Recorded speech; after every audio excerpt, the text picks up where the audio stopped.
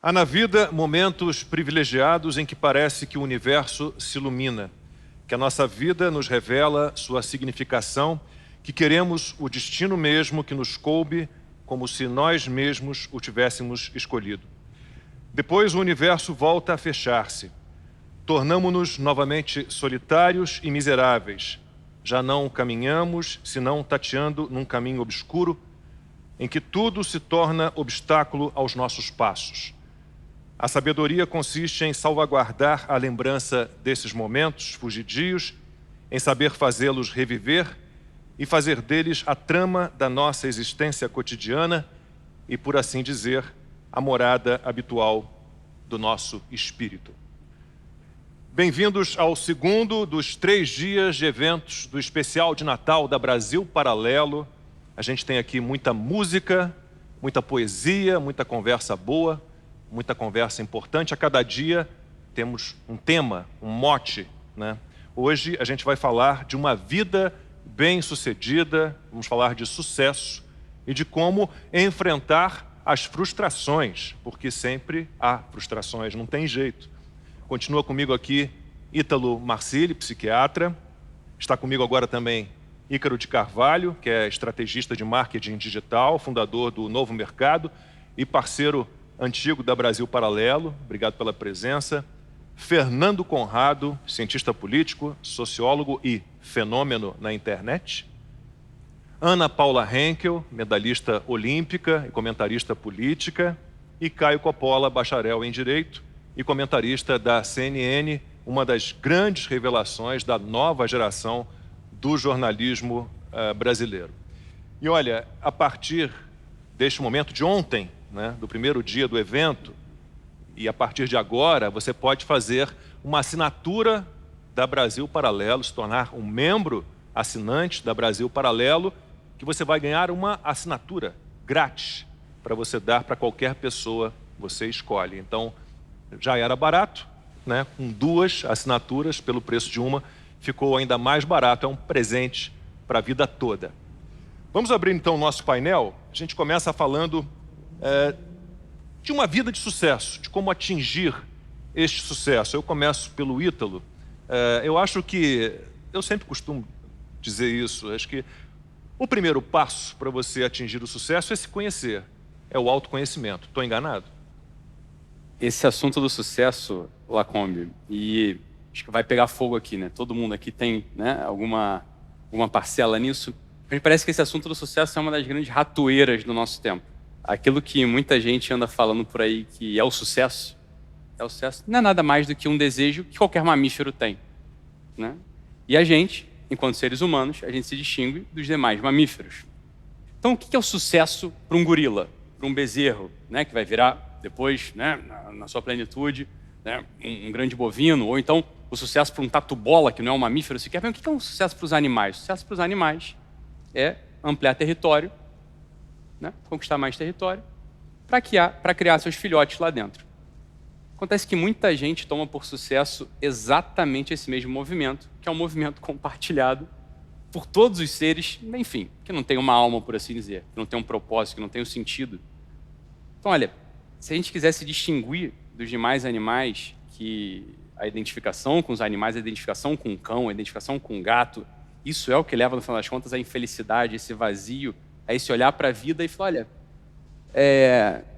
enfim, não temos um propósito, por que eu vivo, de onde eu vim, para onde eu vou. Eu falo, olha, se o homem quer se distinguir dos animais, ele tem que entender o sucesso como uma outra coisa, né? Uma coisa que não está colada no chão, não está colada no território, não está colada nesse mesmo desejo, por assim dizer, né, de um tatu-bola, ou de um alce, ou de um boi, como a gente falava.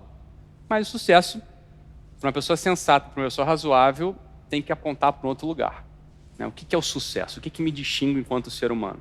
Essa é a pergunta que cada um vai ter que fazer aí na sua intimidade, vai ter que fazer em família. É uma grande reflexão para essas noites de Natal. Olha, o que me distingue como ser humano? Para que eu fui criado de verdade? Fui criado de verdade para quê? Para ser famoso? Para ter um território grande, seja físico ou social? Ou fui criado para uma outra coisa? Essa é uma pergunta fundamental que eu não queria dar resposta, porque seria muita pretensão também. Acho que é mais válido a gente conversar sobre isso. Mas é uma pergunta que o sujeito honesto, a pessoa honesta, que eu sei que é o caso de vocês, vai se fazer com muita seriedade nessas noites. Fala assim, para que eu fui criado? Para que eu estou aqui? O que me distingue enquanto ser humano? Olha, por aqui me parece que caminha esse, se quiser chamar de sucesso, chama, fica à vontade, esse sucesso que paga bem. Porque a busca pelo outro sucesso é muito mal pagadora, Lacombe. A gente vê tanta gente que tem território, tem fama, tem dinheiro, tem... Triste, né? Triste mesmo. Vazio, né? Óbvio, né? Tá mirando o sucesso naquele mesmo lugar de identificação com um chimpanzé, né? Com os animais, por assim dizer, não tem sentido, como a gente havia dito. Então, o sucesso tem que ser investigado, como você falou do autoconhecimento, nisso, tem que ser investigado no interior de cada um. Olha, para que eu fui criado mesmo? Eu, Ítalo, né? Eu, Ana, né? Eu, Ícaro, para que eu fui criado? O que eu posso fazer enquanto eu? Eu tenho um nome, eu tenho um propósito, eu tenho um sentido aqui, que compete a mim dia a dia e descobrindo. Olha, aí me parece que está a pista para essa tal vida bem-sucedida na plenitude. Ana Paula, você vem de uma carreira no esporte em que é muito mensurável o grau de sucesso, né? Você tem as suas conquistas, as suas vitórias, né? E de repente você deu uma guinada, claro, sua carreira como atleta terminou e você enveredou pela análise política, pelo comentário político, com grande sucesso. Você, então, diante do que o Ítalo falou, se considera uma pessoa de sucesso em todas as frentes que você abriu na sua vida? Olha, eu acho que vindo dessa perspectiva da palavra sucesso, e onde eu acho que um dos grandes males da atual sociedade é a comparação com outra pessoa. Então, se eu comparar a analista política hoje com um grande analista ou uma grande jornalista de carreira, o meu sucesso não é o mesmo. Mas se eu comparar a minha carreira política hoje com a Ana Paula de ontem, ou de há um mês, eu tenho sucesso. E essa é a minha comparação diária, comigo. Eu não faço a comparação com uma grande jornalista, pode ser uma inspiração, aquela grande jornalista, aquela grande escritora, mas vindo do esporte, onde você tem que escolher as suas ferramentas, às vezes no meio de um jogo, tem um time que tem absolutamente todos os golpes. Ataca na diagonal, ataca na paralela, tem um bloqueio bom, tem um saque bom. Você não vai neutralizar tudo. Não adianta, não vai. Você tem que escolher 2, 3 frentes ali que você sabe que são as melhores e neutralizar. Hoje o que eu sinto é que dentro dessa palavra sucesso, todo mundo quer tudo, quer todas as ferramentas, quer atacar todos os frontes, quer ser aquela pessoa que você pensa em se tornar um dia, mas não se compara com o que você foi ontem, que é, para mim, a verdadeira comparação. Eu posso, durante a minha carreira toda, foram 24 anos como atleta, foram 4 Olimpíadas, e ali na Vila Olímpica, você vê aquelas estrelas olímpicas todas e você se inspira, mas se você comparar com... Eu não vou comparar, eu tenho uma medalha olímpica, eu tenho 4 Olimpíadas, mas se eu colocar a minha vida de atleta olímpica com a do Michael Phelps, que também é um atleta olímpico e tem 38 medalhas, eu vou entrar em depressão, eu não sou ninguém mais. Calma, que o seu esporte é coletivo, dele individual é diferente, né? Ele disputa várias provas. Sim, você disputa uma medalha por Olimpíada, claro. Então não se menospreze. Eu acho que a comparação hoje que as pessoas tomam é a comparação, é meio clichê, mas é sempre com a grama do vizinho. Você tem que se comparar com o que você foi ontem. E aí, mesmo nessa carreira que eu iniciei agora, eu diria até tardia, né, de uma certa maneira, eu fiz a minha comparação no que eu posso ser melhor da Ana Paula de ontem. Eu, aos 42 anos de idade, eu resolvi voltar para a faculdade e fazer arquitetura. Mas você vai ficar 4 anos na faculdade? Mas eu gosto, mas eu quero. Não... A minha comparação é comigo. Eu não vou sonhar em ser um grande arquiteto, um Richard Meier, um Le Corbusier, mas eu posso ser uma pessoa que foi apaixonada pela arquitetura e quer ter um conhecimento. Acho que a grande busca hoje é você tentar, numa sociedade onde o imediatismo ele faz parte, ele é quase um irmão gêmeo da palavra sucesso. Esse, para mim, é o maior perigo, porque o sucesso ele não vem com o imediatismo. Mas numa sociedade onde as mídias sociais, onde as pessoas, tudo acontece muito rápido, essa junção toda ela é perigosa, porque o sucesso não vem do imediatismo, o sucesso não vem da falta de autoconhecimento. O sucesso, às vezes, infelizmente e felizmente, ele vem da dor. E hoje a gente vive numa sociedade que a primeira coisa é evitar a dor. E o sucesso não vem sem dor. Mas esse imediatismo, Ícaro, está muito na área com a qual você mexe, né? que é o mundo digital. Né? Quantas pessoas a gente viu, de repente, serem lançadas ao sucesso por conta das mídias digitais, das redes sociais?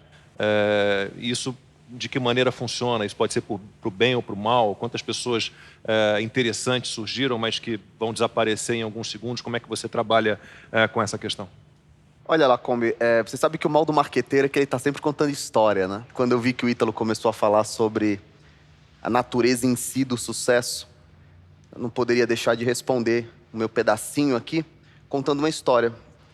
Quase 10 anos, eu fui levado, a convite de um amigo que estará aqui conosco, o Rafael Nogueira, num próximo dia, a assistir um curso de filosofia online, que ele havia me dito que, de alguma maneira, mudaria a minha vida, mexeria comigo.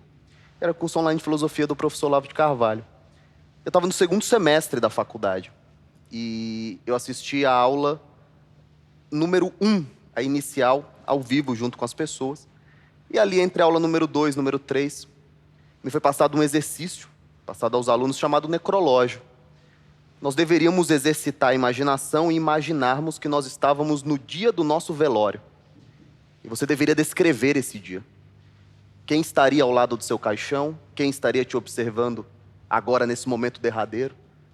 Quando os likes não importam mais, o número de seguidores não importam mais, qual o tamanho do seu perfil não importa mais. E você deveria descrever ali, né, o que as pessoas falariam de você, como elas enxergariam você. E nessa hora eu me descrevi muito rico, muito conhecido, muito poderoso, porque era isso que eu enxergava naquela época.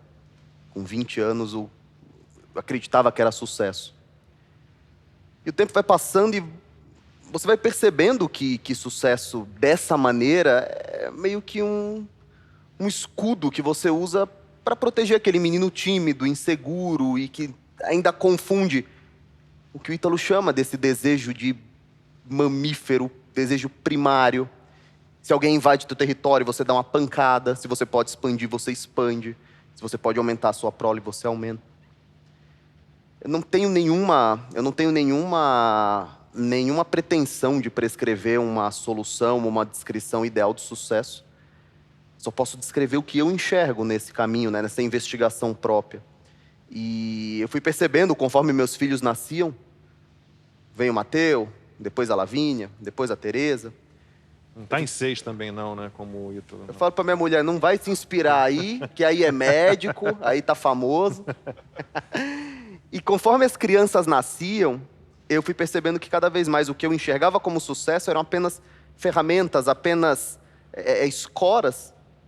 E que o verdadeiro sucesso para mim, e aí cada um vai enxergar o seu, né? Era ser marido da Ana, pai das crianças, um bom marido. Que a coragem verdadeira era você tentar trilhar o caminho mais próximo possível do que Deus quer que você seja e que Ele te imaginou desde o início da sua existência. Minha vida inteira se faz profissionalmente hoje em rede social, né? As pessoas surgem do nada. Há 18 meses atrás eu tinha 4.000 seguidores. Até que esse cara que está aqui na frente, ele decidiu, me compartilhar. Ele compartilhou um post meu. E de repente eu fui de 4 para 15, para 20, para 30, para 40, metade dos meus seguidores, tudo ele que mandou. E nesse meio tempo, eu percebi que algumas pessoas não conseguiam suportar, engolir, entender muito bem o que era passar por essa transformação, né? E de repente as pessoas te conhecerem, te acompanharem. As redes sociais trazem noções muito efêmeras de sucesso.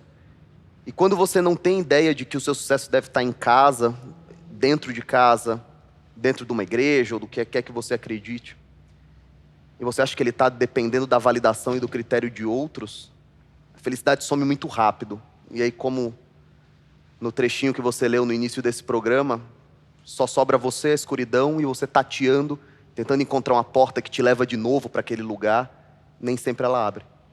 Eu vou puxar um pouco um gancho que a Ana Paula deu sobre reinvenção, né? Não faz tanto tempo assim, a Ana Paula e eu estávamos, né, no esporte. Ela como atleta, eu como jornalista esportivo. Para mim faz 3 anos eu estava nisso. Fiquei 14 anos no jornalismo esportivo. Depois, né, fiz essa reinvenção mais ligado à política. E antes de me formar em comunicação e jornalismo, fiz outras 3 faculdades, psicologia, estatística, tecnologia da informação. E Caio Coppola é outro que, né, também se reinventou muito, é bacharel em Direito.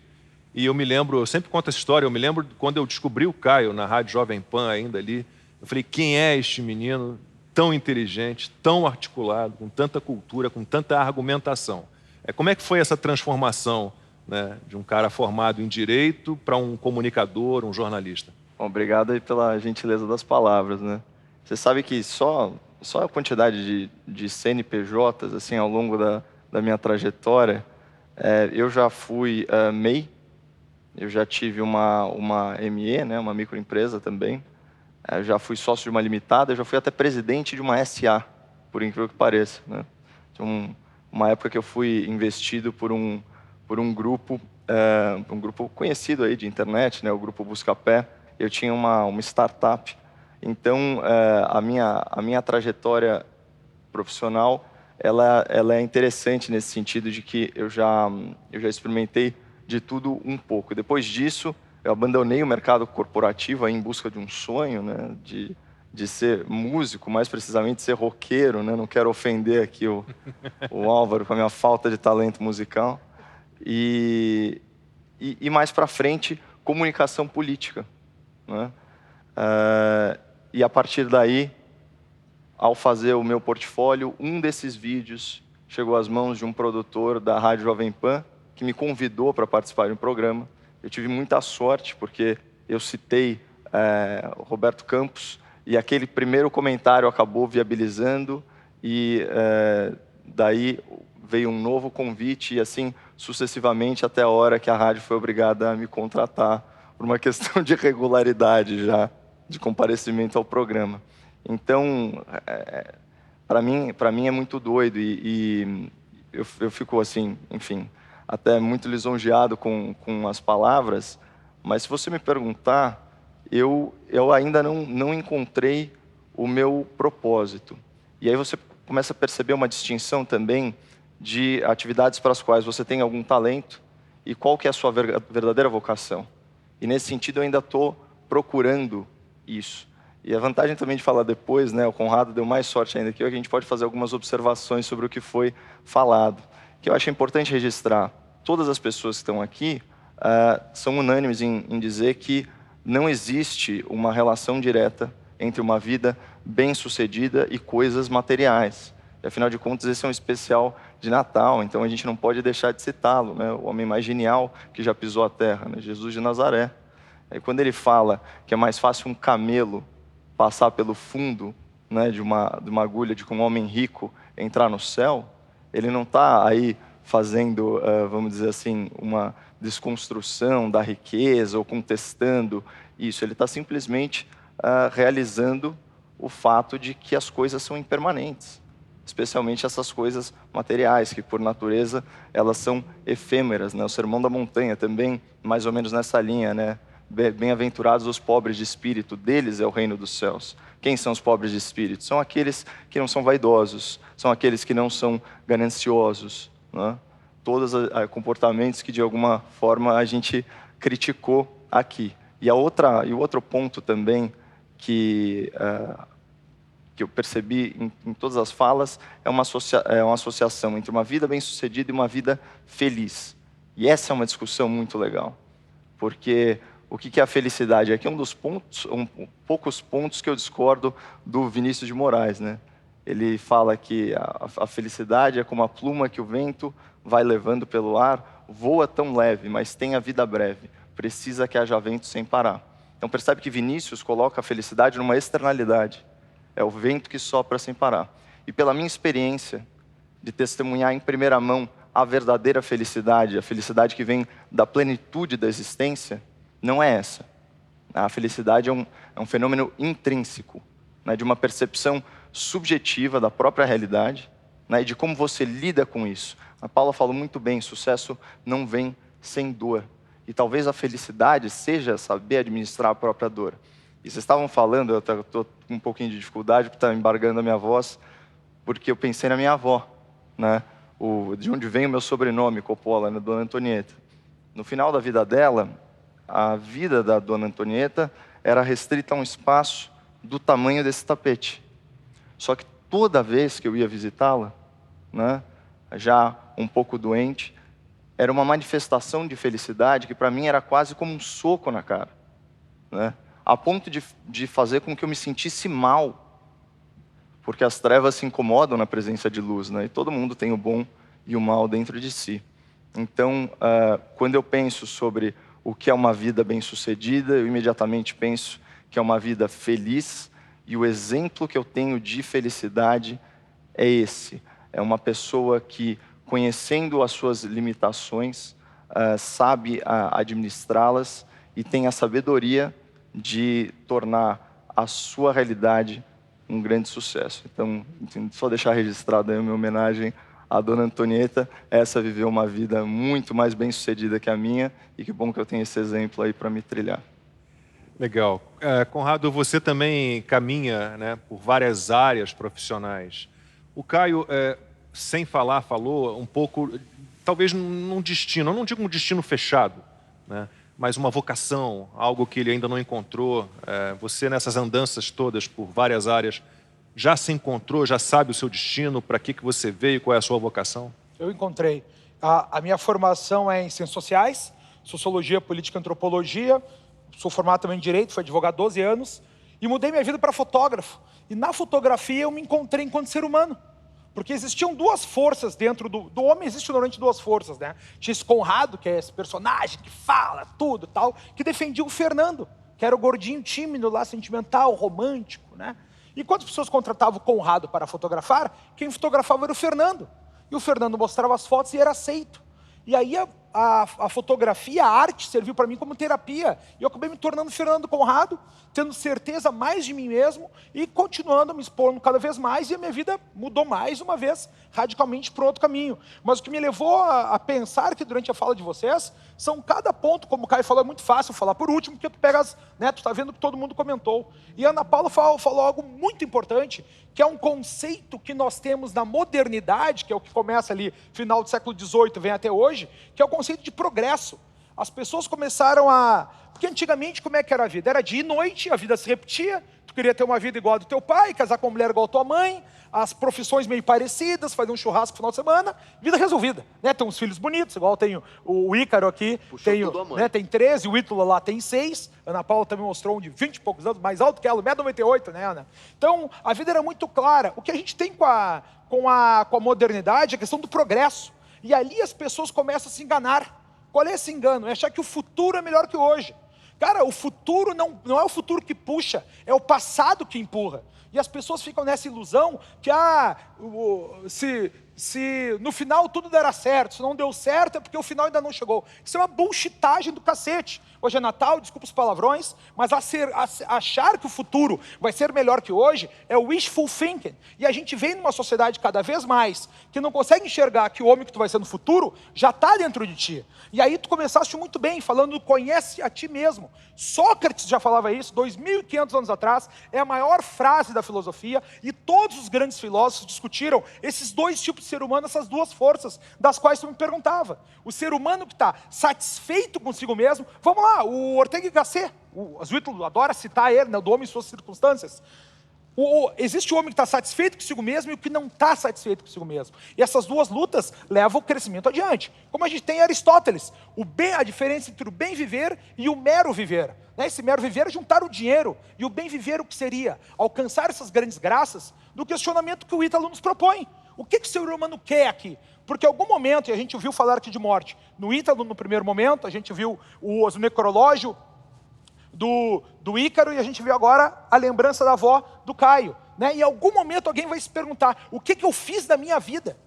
Para que eu estou aqui? O ser humano vai se questionar. Ou quando morre um pai, que foi meu caso, que eu mudei de vida, eu vi a morte do meu pai, perdi a ilusão da imortalidade, eu sei que eu vou morrer, sei que pode ser hoje à noite, mas tomara que seja bem longe, eu faço o máximo para que eu aproveite cada segundo desses. E aí a gente tem duas forças dentro de nós, que é onde a gente quer achar essa resposta do sucesso.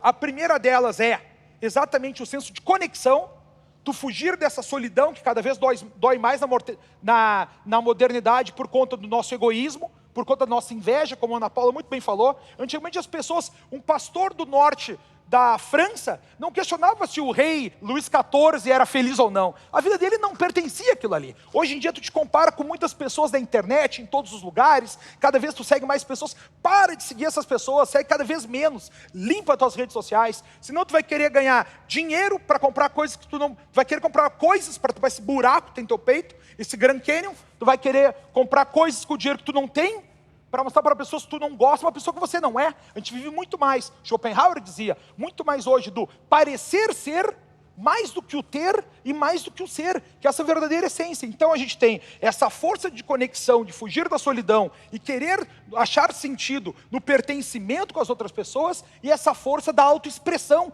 de querer botar nosso nome na marca da pedra, da gente ser lembrado, não só na primeira geração de nossos filhos ou dos nossos netos, mas pela perenidade. Eu acredito que o ser humano acha a sua felicidade, assim como a gente tenta achar no dia a dia, nesse crescimento de ser melhor, saber os nossos limites, querer ampliá-los, chegar na barreira do conhecimento, empurrar adiante, através de conexão com as outras pessoas, na servidão muito clara, e botar o nosso nome aí de autoexpressão. Então, se tu me perguntasse, Conrado, como é que tu fez essa transição? Já mudei algumas vezes na vida, e hoje retorno aquele mesmo Fernando, que com 16 anos botou no vestibular, tinha feito intercâmbio nos Estados Unidos, voltei, marquei no vestibular. O que tu quer estudar? Ciências sociais, sociologia, política, antropologia. Hoje vivo disso, me encontro com mais expressão e acredito que a felicidade está cada dia que eu tento ser melhor e supero aquele eu anterior de ontem, como a Ana Paula muito bem falou. Acho que o sucesso é nós vencermos a grande batalha de nossas vidas, que é vencer esse nosso grande inimigo, que somos nós mesmos. E aí eu fecho, acho que com tudo que vocês falaram. Na segunda parte da nossa conversa, né, vamos falar sobre frustrações. Mas não há sucesso sem um tropeço, né, sem uma frustração, sem uma derrota, sem uma perda, né, Ítalo? Mas de que maneira a gente transforma esses tropeços em algo positivo e que te empurre para frente? Acho que tem um grande arquétipo, né, se você quiser entender assim, que é o grande arquétipo da vitória. Qual foi a maior vitória que já existiu na face da Terra? Relatada, né, em qualquer civilização, por todos os tempos, olha, é a vitória daquele sujeito que morreu e ressuscitou. Né? Então isso é um grande arquétipo. Está lá presente. Esse é o grande sinal da vitória. E essa vitória ela não foi alcançada sem uma paixão, sem o sofrimento, sem a cruz, né? Sem a morte e cruz. Então, esse arquétipo, né, que é uma história real também, mas é um arquétipo, não deixa de ser, né, diante do qual a gente não consegue fugir, quando a gente pensa em sofrimento, pensa em vitória, fala, olha, fugir dessa história é sem dúvida entender muito pouco sobre o que é o sentimento, sobre o que é a vitória, sobre o que é a dor, né, que a Ana Paula falava. Não tem vitória sem dor. É claro que não tem vitória sem dor, e não tem como ter vitória sem dor, porque tudo se remete ultimamente a esse arquétipo. Então, olha, as frustrações, elas podem tomar duas direções, podem tomar dois caminhos. Primeiro é o caminho da lamúria, da lamentação, né, da reclamação, uma cruz que pesa, uma cruz que não leva a lugar nenhum, a não ser o sujeito cair com a boca, né, naquela terra, naquela areia, para jamais se levantar. Bem, esse é um caminho.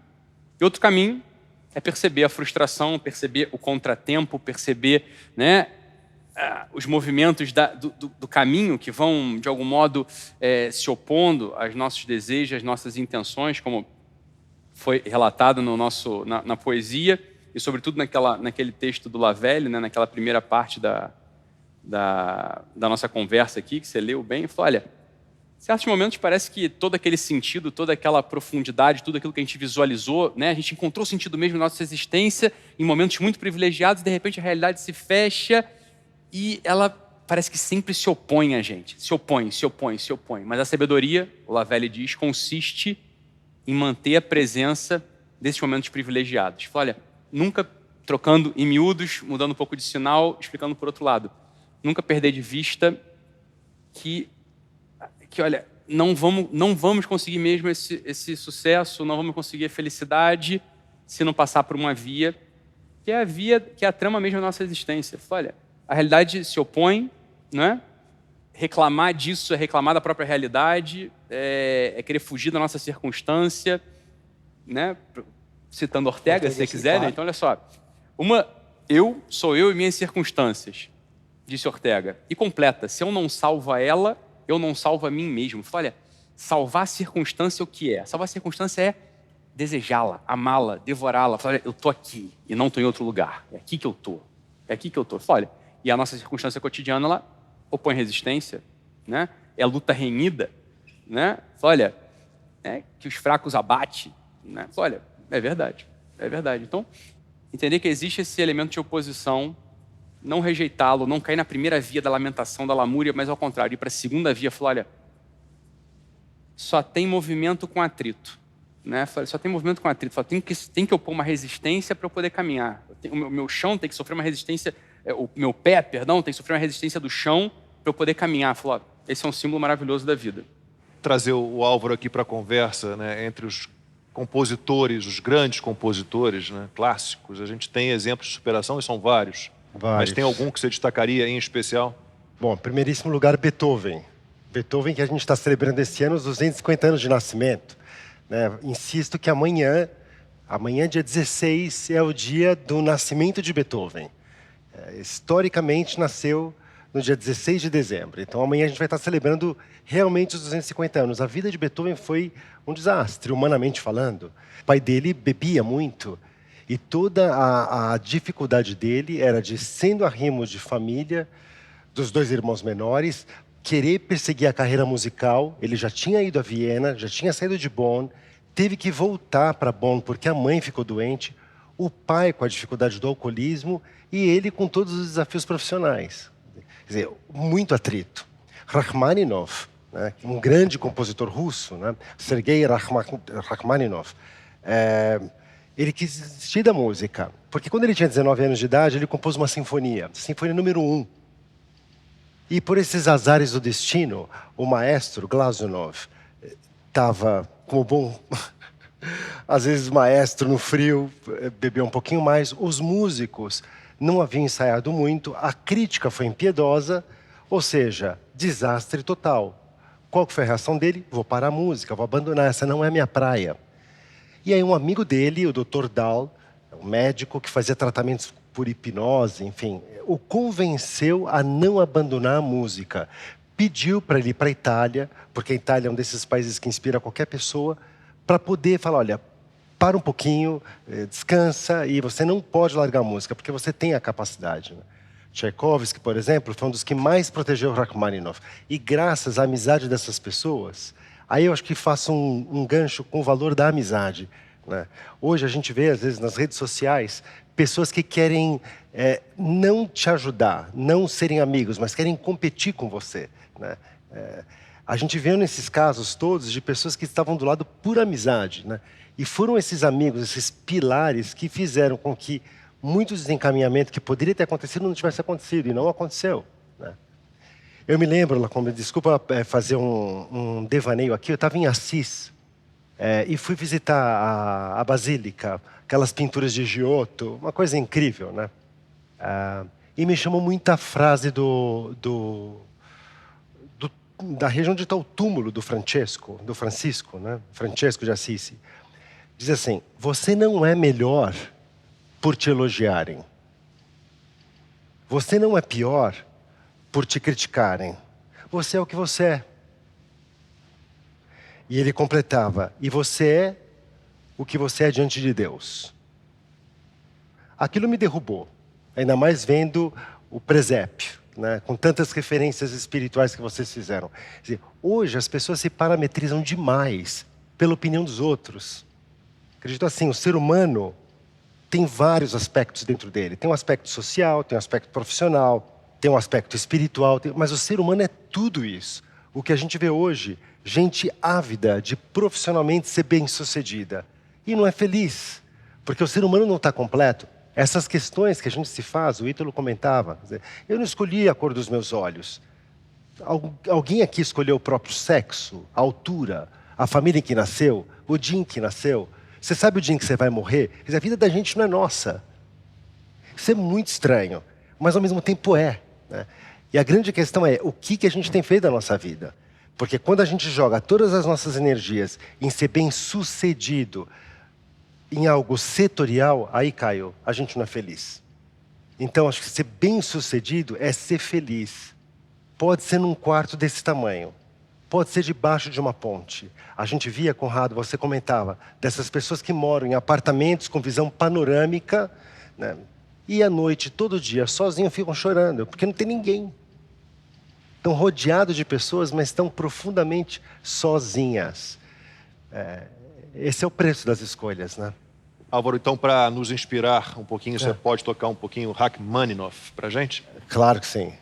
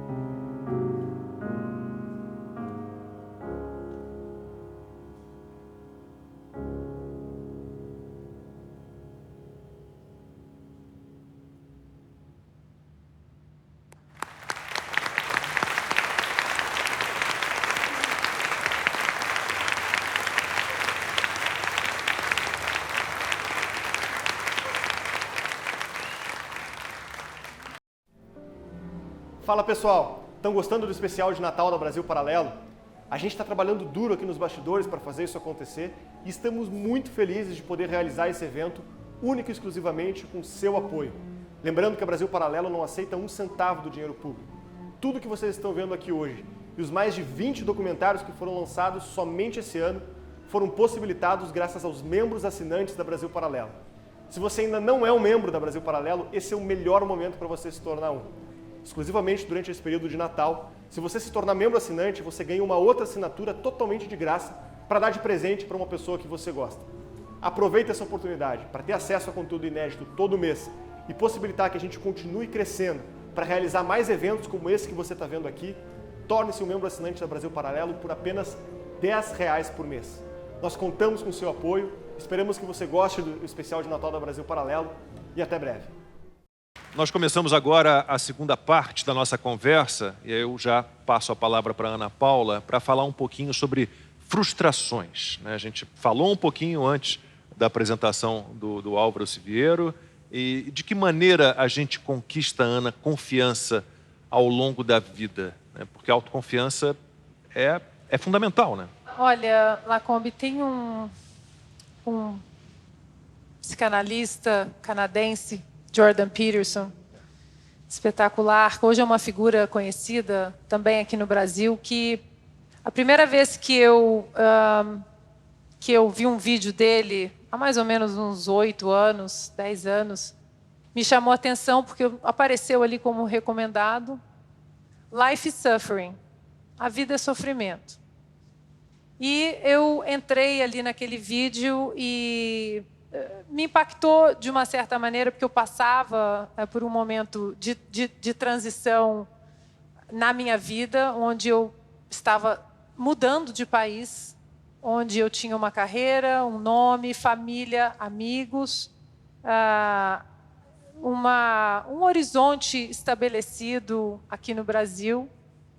E veio o Cupido e falou: esquece tudo isso. Vou te levar para os Estados Unidos. Enfim, casei, mudei para lá. E hoje, até 10 anos depois, tenho a família que eu sempre imaginei, que eu sempre quis ter. E passei por momentos, as pessoas às vezes acham, mas mudar para os Estados Unidos é a coisa mais fácil do mundo.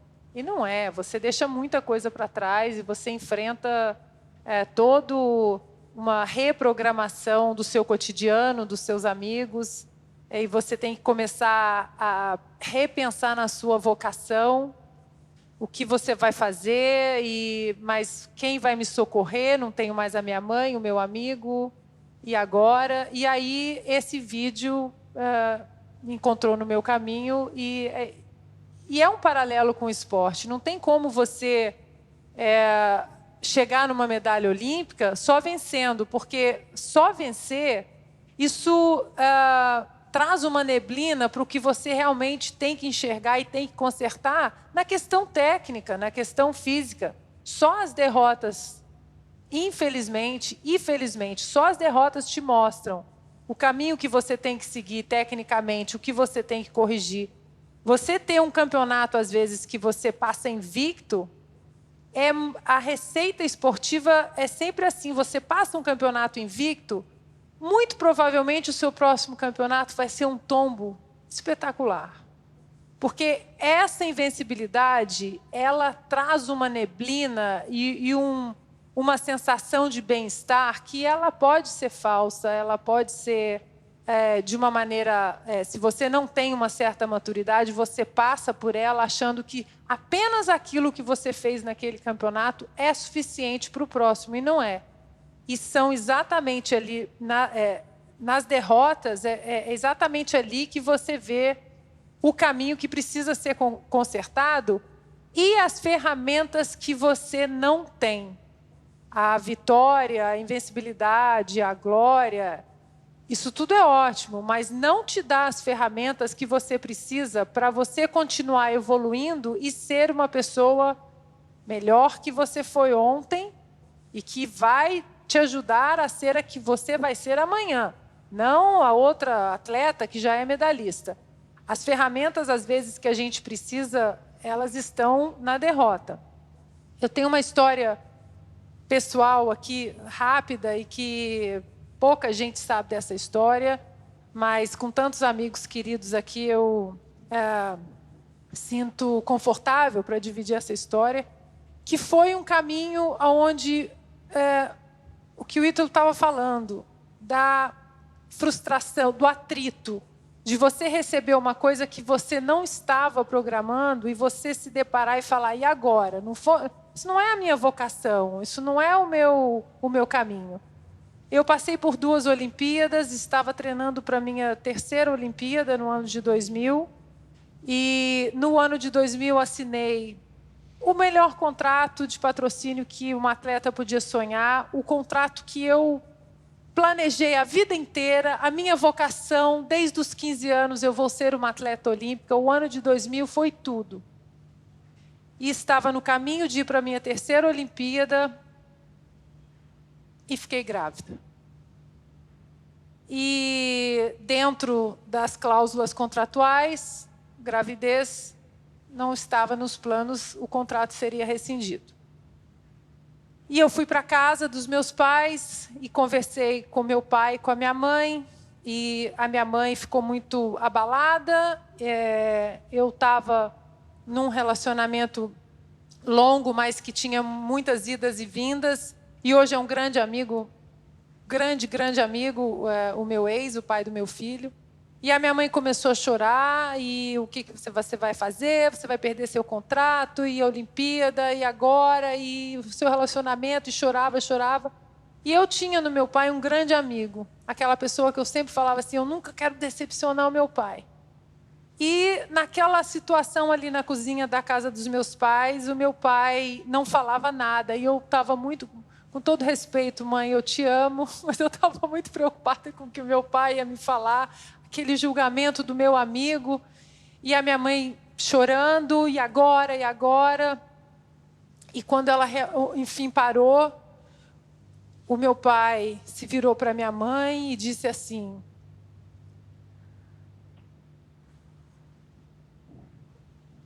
você sabe quantas pessoas no mundo hoje estão chorando como você está chorando? Porque alguém está morrendo, porque alguém que eles amam está os deixando, e você vai chorar dessa maneira porque a vida está batendo na porta da minha casa? Não me interessa a condição. A vida está batendo na porta da minha casa e eu vou abrir. E eu vou celebrar. E aquilo para mim foi um choque, ouvir aquilo do meu pai. Hoje, a minha melhor medalha, a minha maior conquista, meu melhor amigo é o meu filho, vai fazer 20 anos agora. É uma pessoa incrível. Mas, além disso, logo depois que eu me mudei para os Estados Unidos, eu fiz parte de uma ONG que ela ajudava pessoas, mulheres grávidas. A Califórnia tem uma lei absurda que as pessoas podem fazer aborto até na 30ª semana. E eu fiz parte de uma ONG durante quase 4 anos, onde a gente ajudava, assistia mulheres que estavam pensando em fazer aborto, mas que estavam perdidas, ou porque foi por violência doméstica, ou foram estupradas, ou não tinham condições financeiras, ou não tinham onde morar. E tínhamos uma gama de voluntários, médicos, enfermeiras e pessoas, abrigos, e a gente ajudava essas pessoas. E durante 4 anos, em alguns momentos que eu consegui, nós nunca julgamos as mulheres que chegaram lá, que absurdo, você vai cometer um assassinato, nunca. Sempre na perspectiva, aqui você vai ter ajuda. E ao longo desses 4 anos, eu contei a minha história para essas mulheres e o que o meu pai me falou.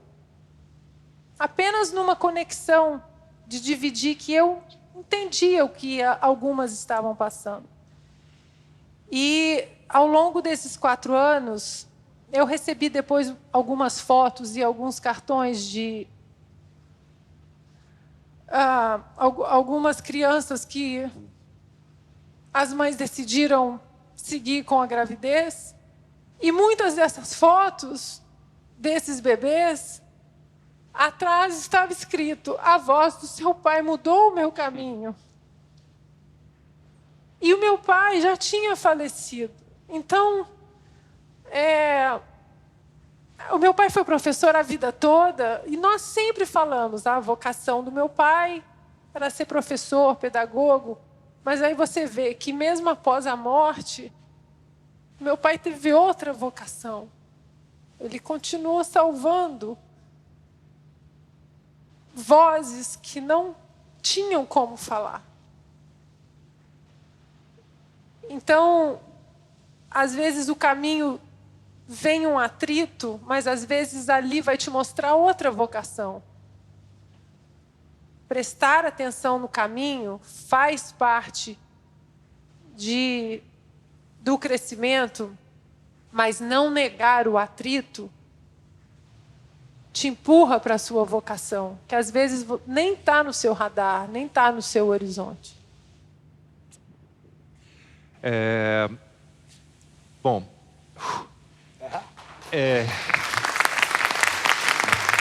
Muito bom, Ana. Como é que é o nome dele? Como é que é o nome do seu pai? eu estava ouvindo você agora e eu vi antes o Conrado, e a minha história do Conrado ela é muito parecida, porque perdi meu pai também, eu tinha 21 anos, e no momento que a gente começava a se entender, né? E foi algo muito duro, meu pai morreu na minha frente, acho que pelo que você falou foi mais ou menos a mesma coisa, ele morreu comigo ali, fazendo massagem cardíaca, e na época se usava ainda a respiração boca a boca, foi um momento muito complicado. E eu transformei a morte do meu pai, porque é essa história, né? A gente acha que nosso pai é um super-herói, ele é imortal e que, em consequência, nós seremos também um dia, quando formos pai. E aí o seu pai morto diante de você, obviamente, muda tudo. Mas eu consegui transformar a morte do meu pai em algo positivo. Quer dizer, meu pai, ele sempre foi uma referência para o bem e para o mal. Ele cometeu muitos erros na vida, um deles foi me empurrar para carreiras que eu não queria absolutamente seguir, mas com receio de magoá-lo, de decepcioná-lo, eu acabei seguindo, né? Então, o meu pai, quando morreu, me deu muita força para eu sentar a pé e dizer, o meu caminho é esse, e eu me lembro que teve o período logo seguinte à morte do meu pai, que eu fiz 14 matérias na faculdade, eu ia de manhã, de tarde, de noite, para preencher esse espaço que ficou vazio, e ele me deu muita força. Como é que foi para você, então? Você pode aprofundar um pouquinho mais essa sua história? Posso. Mas antes eu quero dar um papel aí para cada um de vocês aí, cara. Pra gente chorar junto aí. Vocês, tu tá aqui, vai que tu chora. Tu é de pedra, mas não chora. Deixar com vocês também aqui também. Ah, desculpa. Cara, prevenido, meu. Cara, eu tinha pego para outro fim, né? Mas acabou caindo bem. Engraçado essa história que a Ana vem nos dizer, porque família e lar, né? Minha grande conversa da vida foi na cozinha da minha casa também com meu pai. Eu queria virar fotógrafo, minha vida estava maravilhosa. Um dia eu cheguei à conclusão que eu era necessário fazer sucesso em qualquer área que eu metesse na vida. A vida eu tinha feito várias experiências muito boas. Chego com meu pai na cozinha, tem que ter uma conversa. Homem, né? Já tinha 30 anos. Pai, seguinte, acho que vou largar de vida, estou com a fotografia, começou a tomar conta da minha agenda, eu quero largar isso aí. E eu vim conversar contigo, teu pai, teu maior símbolo, né? Com quem tem que conversar com alguém. Talvez minha mãe me entendesse muito mais fácil, meu pai. E aí eu vou lá, Fernando, agora que a vida tá boa, agora tu é advogado, 12 anos, sucumbência, já deu a volta, o dinheiro tá entrando, tu vai largar. Pai, eu tenho que necessário fazer qualquer coisa na minha vida. Isso aí foi no dia 25 de dezembro. Natal, passou outro dia, eu ia pra Punta do Leste, pro Uruguai, a gente mora no sul, lá é pertinho. O pai, ok, beleza. 1º de janeiro, 6 dias depois, meu irmão me liga. Fernando, volta que o pai teve uma isquemia cerebral. Quando eu retorno, não era isquemia cerebral, era metástase no cérebro. Meu pai tinha uma vida tão saudável que o câncer já estava no cérebro. Já tinha tomado conta todo. Ele morreu em 1 mês. E eu tive grande experiência do meu pai, agora choro eu, agora parece que eu choro, da coisa aqui, de um grande homem, e que eu nunca tinha tido a liberdade de falar com ele, porque meu pai era um cara muito fechado e ensinou um filho a ser fechado. E ali o meu pai, quando eu era criança, eu vi o meu pai uma vez, nessas cenas de gratidão, que nem tu coloca, né, da amizade, falou da importância da amizade, eu vi a importância da amizade do meu pai, e a amizade, essa troca de vulnerabilidades. Meu pai ali, era meu aniversário de 7 anos, meu pai comprando nosso bolo de aniversário numa padaria, e na fila para pagar, tinha um outro homem, cidadão ali, comprando bolo, e a mulher passou o preço para ele achou caro, não tinha como pagar, o meu pai pagou, o cara começou a agradecê-lo, meu pai falou, não precisa. E ali eu só vi a cena, e eu vi o homem que eu queria ser. Eu quero ser esse cara, pro resto da minha vida. Então, naquela morte do meu pai, eu nunca tive coragem de contar isso pro meu pai. Contei no leito de morte, cara. Meu pai ficou gemendo 4 dias até morrer, né? Ali na cama, que ele passou uma experiência dolorosa que o teu paciente comeu, e é bom a gente poder falar hoje depois que passa. E eu ali dizendo, pai, o que que eu... 4 dias gemendo. Né? Eu disse, pai, o que eu posso fazer para aliviar a tua dor? Meu pai para de gemer e diz o seguinte, tu já fez demais, meu filho. Morre à noite. Para mim, aquilo ali foi quase que um presente divino. Na morte do teu pai, tu tá ok. E eu sempre achei que eu tinha essa rusga com meu pai, e que só ia, agora a gente morreu 0-0, pai. Empatamos, eu e tu.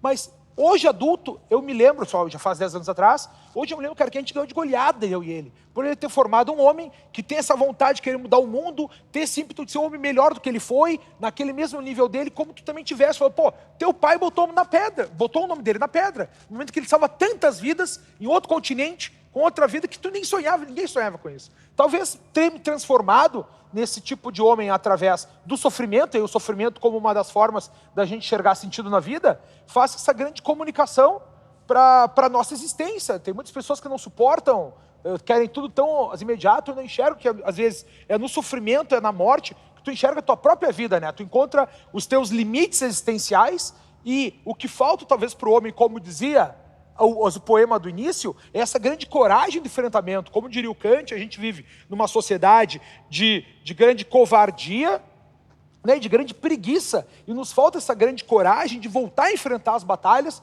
porque o mundo está cada vez, os tempos difíceis criam homens fortes criam tempos fáceis criam homens fracos, esses homens fracos criam tempos difíceis. E é essa geração dos homens fortes que criaram esses tempos fáceis, que hoje a gente não tem mais dificuldade nenhuma, o alimento é farto, a tecnologia é farta, as respostas são rápidas, faz uma geração cada vez mais fraca, e os problemas que antes eram simples de nós ultrapassarmos, acabam se tornando hoje grandes barreiras, e as pessoas vivem nesse grande nível de sofrimento, mas não encontram no sofrimento uma forma de busca de seu sucesso, uma forma de superação e uma forma de encontrar o próprio sentido na vida, e um grande aprendizado nisso, e acabam ficando afundados nesse mesmo sofrimento. Então a gente tem que pensar que hoje é uma noite de Natal, em que a gente está falando de sofrimento aqui, e é o momento da gente parar nas nossas solidões, né, nas nossas vulnerabilidades, nos nossos medos, nas nossas falhas, e tentar achar como a gente pode superar isso,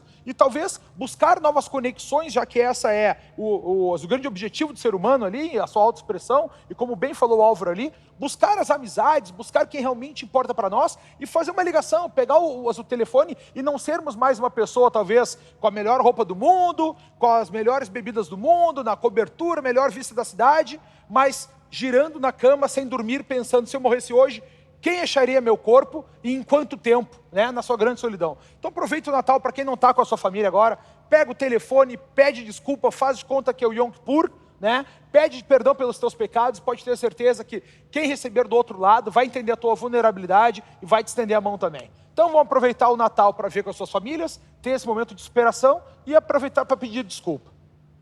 Não, e nesta época é inevitável que a gente lembre de pessoas que não estão mais fisicamente com a gente, né? E é bom que a gente lembre delas, porque assim elas permanecem de alguma forma vivas, né? No nosso coração, na nossa lembrança, e é importante que seja assim.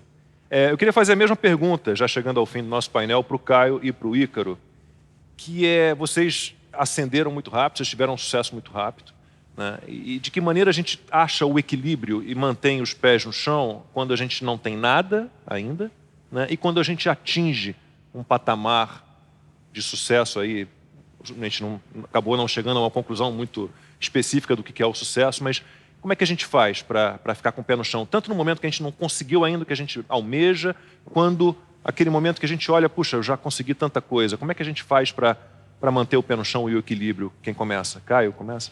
Bom, eu queria só também deixar registrado aqui que como eu estou me sentindo privilegiado de ainda poder contar com a companhia dos meus pais. Eu tenho pai e mãe vivos, né? E talvez seja sintomático da geração a qual eu pertenço, dos homens fortes que criaram tempos fáceis.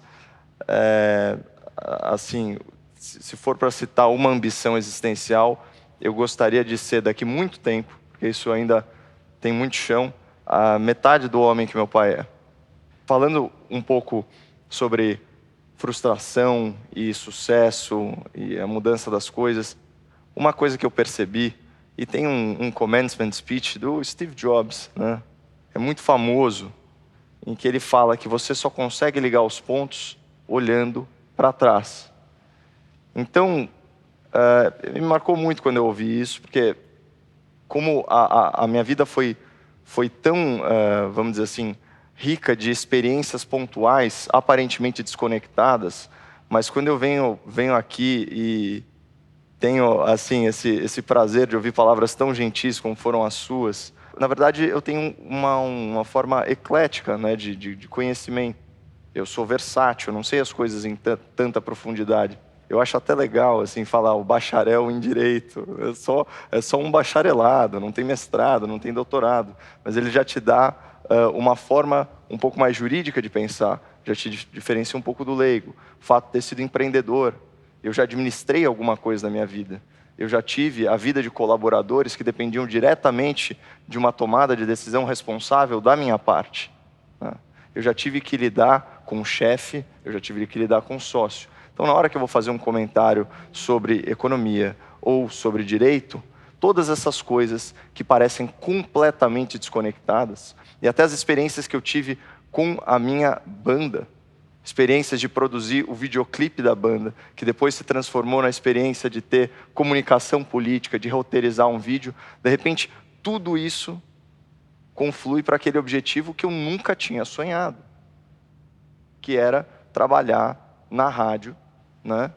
Que eu tinha profunda simpatia, porque era uma rádio que, na figura do Josével Peixoto, né, grande radialista, grande advogado, mantinha viva a memória do meu avô. E aí, naquele ponto, lá na frente, tudo isso conflui, e eu olho para trás e falo, meu Deus, era isso? Né? E me sinto praticamente arrastado por uma corrente, porque o tempo de Deus é outro. Não dá, é muita pretensão querer entender Ele nesse momento, né? Aquela coisa linda que o seu pai falou, foi um momento de catarse para sua família, mas de repente nem era o plano original, era uma coisa muito maior, que agora você está expandindo, está multiplicando, né? Ainda mais. Então, até fico arrepiado de falar essas coisas, de imaginar o que está sendo planejado para a gente. E aí, quando você fala que o sucesso foi repentino, putz, graças a Deus, quando tudo isso veio, eu já tinha mais de 30 anos. E no meu trabalho anterior, eu ganhava mais. Ou seja, eu era financeiramente independente, eu não pertencia a essa panela acadêmica, essa bolha, né, da grande imprensa e tal.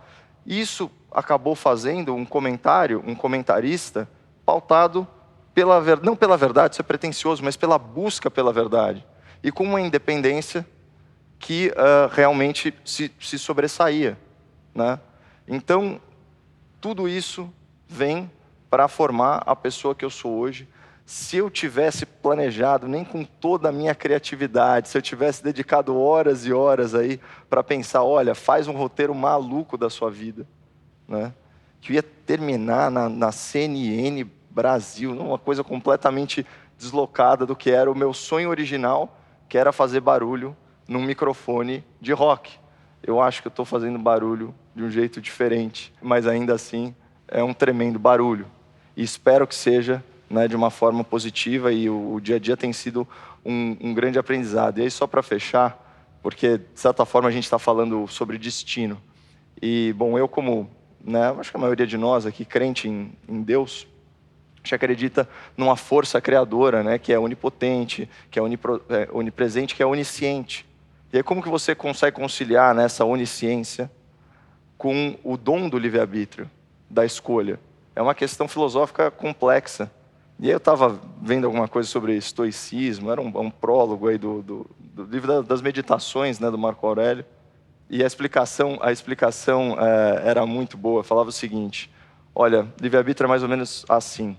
Se nós fôssemos cachorros arrastados por uma coleira, por uma força, né, o cachorro ele tem duas opções. Ele pode ficar parado, né, então pode resistir, ele vai ser arrastado, ou ele pode tomar a livre iniciativa de andar junto, né, com a força que puxa essa coleira. Então eu espero que eu seja um cachorro aí exercitando muito bem o meu livre-arbítrio. E o barulho que você faz é bom e é do bem, então siga firme. Ícaro, para a gente encerrar, como é que a gente faz então para manter o equilíbrio quando tem pouco ou quase nada, ou nada, e quando a gente percebe que tem muito já? Como é que a gente se mantém ali com os pés no chão e equilibrado? É bem interessante, e eu até agradeço o fato do Caio ter começado, porque eu começaria de uma forma muito parecida com a dele. Ele falou, olha, as coisas chegaram para mim quando eu tinha 30 anos de idade. E olha as coisas todas que ele empreendeu. É engraçado porque as pessoas que olham de fora, a sensação é que o rompante aconteceu de uma hora para outra, né? Mas eu também empreendi muitas e muitas outras coisas antes do sucesso ter chegado do dia para a noite, né? O que eu acabo enxergando é que nos vendem, puxando um pouco do que o Conrado fala, né? Essa ideia de progresso, né? Nos vendem a ideia de que a vida será uma linha reta. Eu não lembro quem foi o sujeito que escreveu um livro, um americano, sobre administração. Ele falou assim, olha, dificilmente é uma linha reta, né? A vida não é uma linha reta. E nos vendem aquela prescrição universal. Em algum momento você entra na escola, às vezes com 4, 5, 6 anos, e aí dizem para você que se você terminar aquela escola e for um bom aluno, você vai entrar na faculdade. Essa faculdade vai te permitir ter um bom emprego, e aí sim você será feliz. E você vai, dá duro danado, aprende logaritmo, e Bhaskara, e prisma, e sobre mitocôndria, e você vai lá e passa naquela faculdade. A todo momento vendem para você que se você não entrar na faculdade aos 17, aos 18, as coisas vão dar errado. Sua vida vai desandar e que você tem que passar naquilo de qualquer maneira, essa é a decisão mais importante da sua vida. Ainda que você não saiba nem direito o que é que a vida quer dizer. E você entra na faculdade. E se você entrou numa faculdade de primeira linha, você sente que sua vida está feita. Se você não entrou, você ouve que tem que ralar mais. E aí, de novo, é uma decisão aos menos de 20 anos que define sua vida. Você faz a faculdade, e a faculdade o tempo todo te dizem que você tem que terminar, e quando você terminar você terá um emprego, e aí sim você será feliz. O que acontece é que a maior parte das pessoas chega ao fim da faculdade sem saber direito que felicidade é essa, sem ter um emprego, sem saber para onde ir. E a pessoa olha para trás e fala, pô, estão me vendendo há 30 anos quase, há 23, 24, 25 anos, que eu seria feliz agora, e o que acontece? É engraçado porque as pessoas bem-sucedidas que eu encontro, elas costumam ter esse caminho que não é uma linha reta, de sobe, desce. Eu gosto muito do que a Ana Paula falou, que a derrota, a frustração, ela forja você, né? Ela vai te ensinando isso. Você diferencia aí o quilate intelectual dos outros convidados, todos eles professores, e eu, né? Porque quando você perguntou o que é frustração, eu pensei, Mano Brown diria que é uma máquina de fazer vilão, né? E é isso. Você sabe o que é frustração? Máquina de fazer vilão. E é isso. Porque tem aquela pessoa... Aí, para equilibrar um pouquinho isso, Santo Agostinho dizia, né? Não cabe a tu, homem, escolher se sofre ou não, mas se diante do sofrimento sua alma cresce ou se desmonta. Porque algumas pessoas desmontam, porque outras pessoas crescem. É engraçado, as pessoas que eu vi crescerem, elas vieram de frustrações pretéritas. E você fala, cara, mas tudo bem, e como é que você separa essa questão, lida com essa questão de ter nada, ter tudo de repente? Acho que boa parte das pessoas que a gente enxerga que conquistaram, e a gente enxerga que conquistaram de repente, elas estavam ali silenciosamente 3, 4, 5, 6, 7, 10 anos se preparando. As pessoas olham e acham que foi de repente, mas elas estão ali macerando. Se nós tivermos a ideia, e se nós fincarmos os nossos pés justamente nessa base, de que a maior parte das coisas que importam não são materiais, e nada mais importante do que um dia de Natal para simbolizar isso, eu acho que fica muito mais fácil. Quando nós não achamos mais que o dinheiro define o que a gente é, ou que o nosso cargo define quem nós seremos, ou se nossos filhos vão nos amar mais porque nós temos mais dinheiro. A maioria das vezes, nossos filhos não querem mais dinheiro. Eles querem mais presença. Eu lembro a primeira vez que eu ouvi o Mateus falar, papai, chega de trabalhar, fica aqui comigo e vem desenhar. Eu falei, caramba, é verdade. Eu perdi o primeiro ano de aniversário da Lavínia porque eu estava trabalhando. Eu já te contei essa história, né? Primeiro aniversário, o aniversário de 1 ano da Lavínia, eu estava trabalhando por um dinheiro que eu nem precisava. Eu só estava trabalhando, porque é isso que eu faço, isso que eu faço, isso que eu faço. Então eu vou trabalhar. E eu estava sentado com um cliente enorme, e aí eu recebi uma foto no WhatsApp que a Ana mandou, e tava a festinha dela com todo mundo, ela escreveu assim: só faltava você aqui. Eu falei, puta, nunca mais vai voltar. Aí foi nesse momento que eu comecei a ter um estalo. Foi nesse momento que eu tinha 47 clientes. Eu falei pro meu produtor, eu vou riscar 43 fora. Ele falou, pô, você tá louco, cara? Eu falei, a maioria a gente não precisa aqui. Então, assim, tem pessoas que vão dizer que a redução de carteira de 47 para 47, riscar 43, né, é uma derrota. A forma mais fácil de lidar com isso é você ter os olhos muito voltados a isso que eu falo às vezes para os meus alunos. Eu nunca imaginei que eu teria uma escola com 30 mil alunos. Nem queria ser professor. E eu falo muito para eles assim, olhem para a vida digna. A vida da avó do Caio, a vida do seu pai, a vida do seu pai. Não são vidas de medalhas olímpicas, não são vidas de prêmios nobéis, não são vidas de grandes rompantes de fama. Mas é uma vida tão digna, é uma vida tão simples e tão verdadeira, que envergonha a gente, que constrange a gente de alguma forma. A gente faz isso, a gente se compara à vida do rei, né? A gente quer os prêmios do rei. E a gente esquece que, dentro do próprio cristianismo, o único homem que morre com a certeza do paraíso ainda em vida é Dimas. Um bandido, abandonado, perguntando para os outros, ao lado de Nosso Senhor, por que vocês fazem isso com esse homem se ele reza por vocês? Então acho que é esse tipo de coisa. Deve ser um João Batista falando, eu preciso que diminua para que ele cresça. O que o Brasil Paralelo faz aqui, e eu tenho muito orgulho de ter participado e ter ajudado de alguma maneira desde o comecinho do Brasil Paralelo, né? Lá no comecinho. Isso é fundamental. Quando eu peguei e fiz uns stories aqui, eu falei, caramba, brinquei aqui com o maestro, nós até esquecemos, né, no dia a dia o que é música boa. Resgatar os símbolos, a beleza, a família. Quantas vezes a família foi tocada aqui? Essas coisas são muito importantes. Para que o Natal não vire apenas um episódio de amigo secreto na companhia e de comer com os amigos ou com os familiares no final da noite. As famílias estão cada vez mais pequenas. Eu tenho certeza que todo mundo aqui tem boas lembranças com os primos, não é? Nossos filhos terão pouquíssimos primos. E muitos não terão nenhum primo. As famílias estão encurtando, as memórias estão sumindo, a casa cheia não existe mais. É engraçado porque em todo canto que você vai as pessoas falam, nossa, 6 filhos. Cara, meu tio tinha 6 filhos, um monte de gente tinha 6 filhos. Em que momento 3 filhos passou a ser demais? Para onde nós estamos olhando? Para onde nós estamos deixando de olhar? Eu acho que é isso. É essa mensagem que eu gostaria de terminar hoje, passando aqui para vocês. Lacombe, questionamento. posso falar Álvaro, uma por coisa? favor.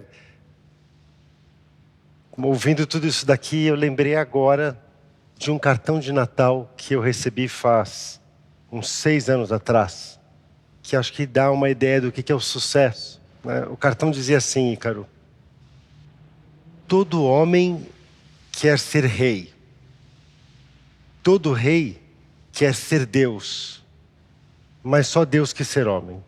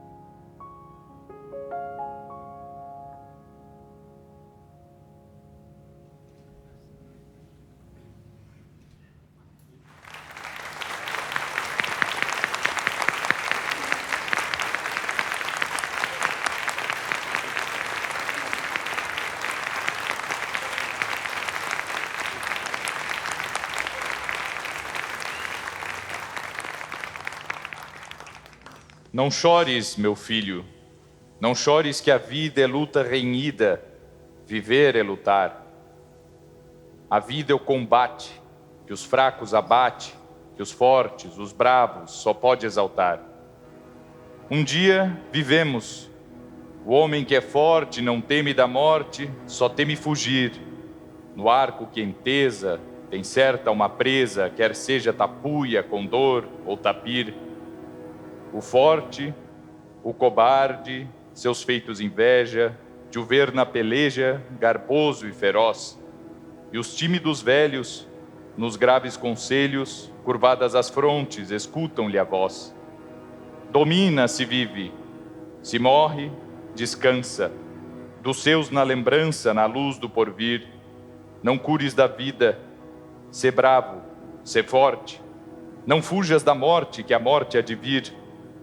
E pois que és meu filho, meus brios reveste, tamoio nasceste, valente serás. Sê duro guerreiro, robusto, fragueiro, brasão dos tamoios na guerra e na paz. Teu grito de guerra retumbe aos ouvidos de migo transidos, por vil comoção, e tremam de ouvi-lo, pior que o sibilo da seta ligeira, pior que o trovão. E a mão nessas tabas, querendo calados os filhos criados na lei do terror, teu nome lhes diga, que a gente inimiga talvez não escute, sem pranto, sem dor. Porém, se a fortuna, traindo teus passos, te arroga nos laços de migo falaz, na última hora, teus feitos memora, tranquilo nos gestos, impávido, audaz, e cai como o tronco do raio tocado, partido, rojado por larga extensão. Assim morre o forte, no passo da morte, triunfa, conquista mais alto brasão. As armas ensaia, penetra na vida, pesada ou querida, viver é lutar. Se o duro combate, os fracos abate, aos fortes, aos bravos, só pode exaltar.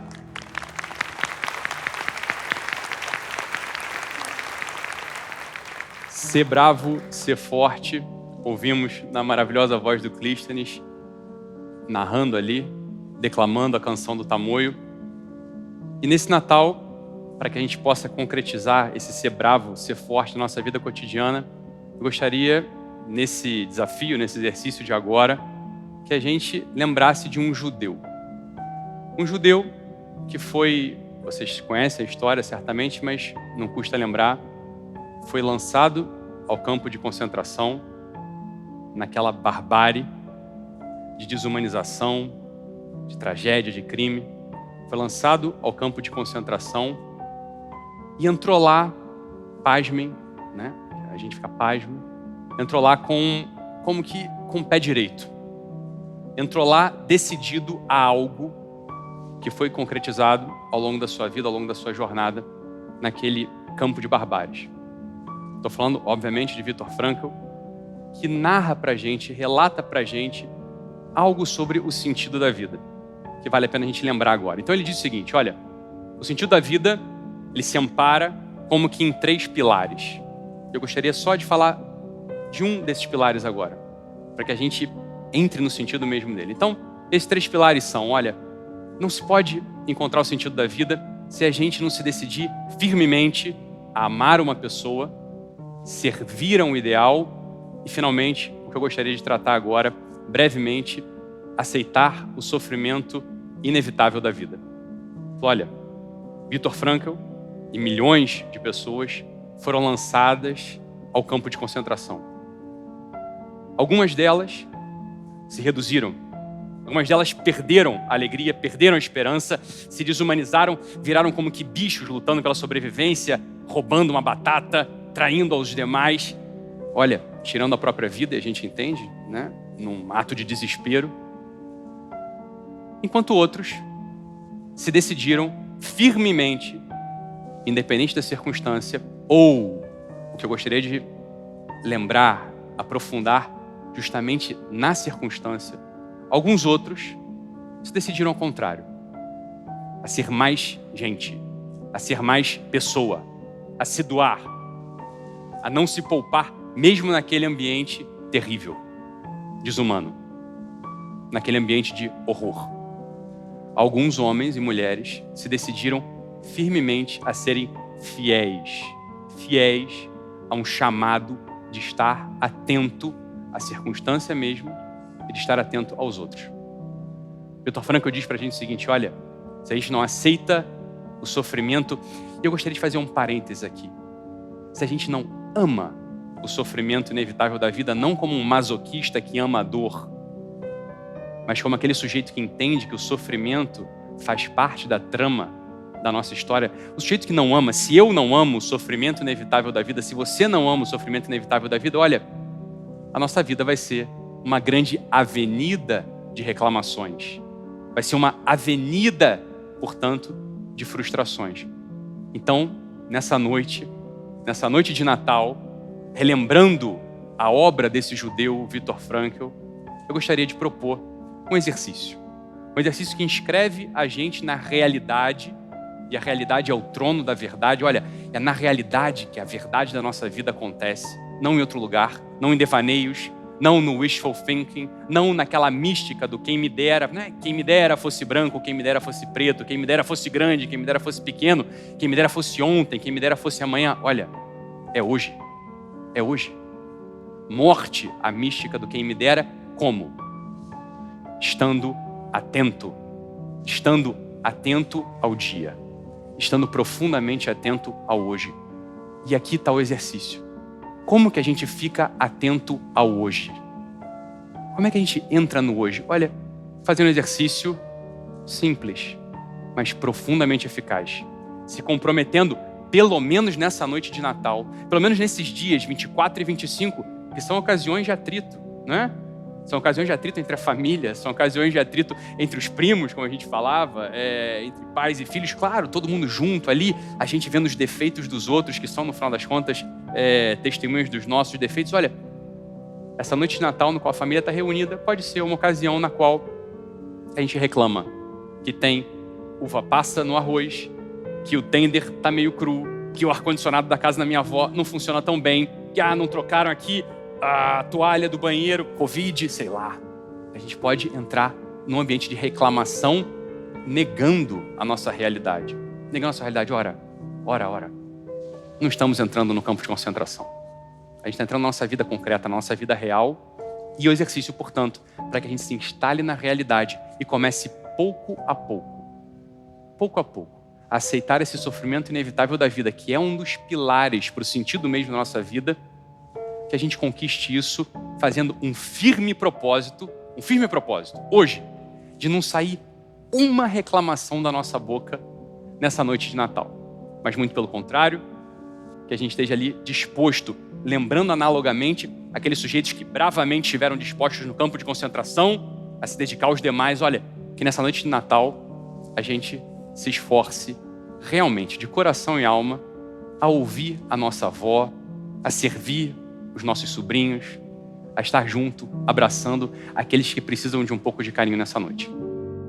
Metas traçadas, então a gente está chegando ao fim do segundo episódio do especial de Natal da Brasil Paralelo. Agradeço ao Ítalo Marcílio mais uma vez, Ana Paula Henkel, lindo depoimento, beijo grande para você. Fernando Conrado, muitíssimo obrigado. Caio Coppola, Ícaro, muitíssimo obrigado por tudo. Álvaro, valeu pela parceria. E lembrando, tá, que você pode fazer uma assinatura desde ontem, uma super promoção da Brasil Paralelo. Você faz uma assinatura, se torna um membro assinante, colabora com a Brasil Paralelo, produz tanto material bacana, documentários incríveis, cursos maravilhosos, e você faz a sua assinatura e ganha outra assinatura para dar para um amigo, para algum conhecido seu, para alguém que você queira presentear para valer. Então, não perde a promoção, tá?